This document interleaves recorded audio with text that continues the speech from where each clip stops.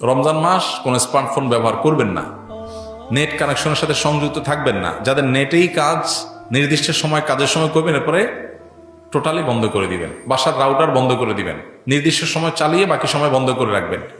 Decision নেন, দেখবেন আপনার রমাদানের অন্য 10টা 20টা প্রস্তুতির চেয়ে এই একটা প্রস্তুতি আপনার রমাদানকে অনেক বেশি অর্থবহ করে দিবে ইনশাআল্লাহ।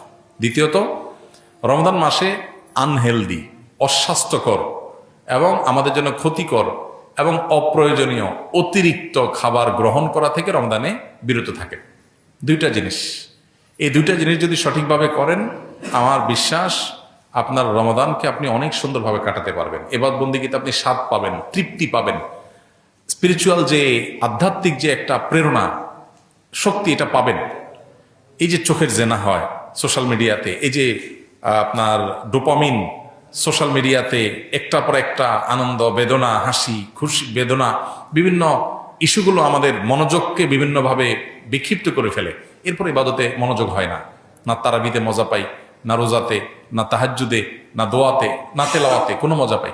এগুলো থেকে আপনার সঠিক সুফলটা পেতে হলে আপনাকে নিয়ন্ত্রণ করতে হবে দুটা জিনিস। অনেক জিনিসের খোলাসা দুটা জিনিসের মধ্যে চলে আসবে।